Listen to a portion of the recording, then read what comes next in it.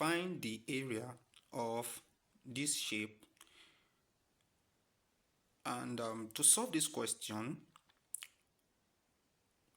we need to recall the area of this shape. And this shape is a rectangle. It is not drawn to scale. And in one of my online mathematics classes with my students, I told them that under linear equation, where we have done one-step linear equation, two-step linear equation, we have done word problems. These are also one of the questions that are similar to linear equations in mathematics. Now, to find the area of this shape, we need to recall. Okay, I can see solution. We need to recall the area of rectangle in mathematics is equals to length times breadth. Okay, now we have been given the breadth as 4, we have been given the length as 2y plus 3. So what we are meant to do now is just to follow the formula, which is the area. So it will now be equals to, the length is 2y plus 3. I told my student that instead of me to put times 4, there is a necessary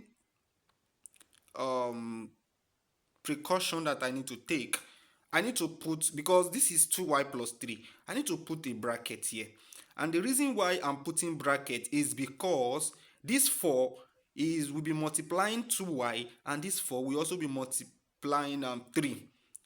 In a scenario where I just write 2y plus 3 times 4, what I've just done here is that 4 is only multiplying 3. And there is no way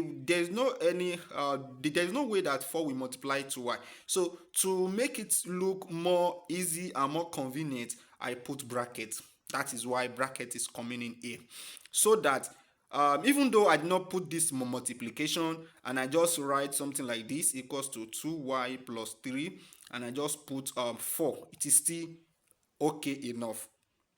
Even though if the multiplication still comes in, it doesn't change anything. So what we are now meant to do now is that the area I can actually refer to as A, I can refer to as A, because A is actually can be seen as area. So the area will now be equals to 4 times 2y, that is 8y mathematically. 4 times 3, that is 12. So the area of this shape is equals to 8y plus 12. Now, there's another question that also come up. One of my students asked, can we find the perimeter? I said yes, we can find the perimeter. We can find the perimeter of this shape. And how can we find the perimeter of this shape? We need to recall. And what we are actually doing is recalling. We are trying to recall the formulas. So we need to recall. Then what is the perimeter of a rectangle? I told them that perimeter of a rectangle, it is the addition of all the sides of this shape. Addition of all the sides. So in a rectangle, we have the length. This is the length. This is another length. We have breadth and we have breadth. So we have two. So I can actually say L plus L, that is length plus breadth plus breadth.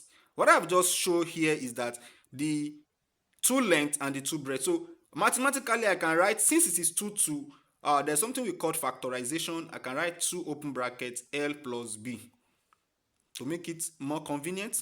Okay, so I can write 2 open brackets. Now the length that we are given length. Okay, that is 2y plus 3. The breadth is 4, so it will be plus 4.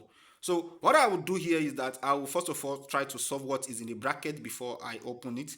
I will write 2 open bracket, then 2y, this is only 2y. So what I'm having here is 3 plus 7, that is 3 plus 4, that is 7.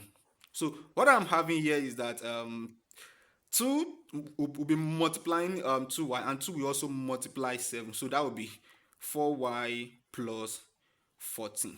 So this is the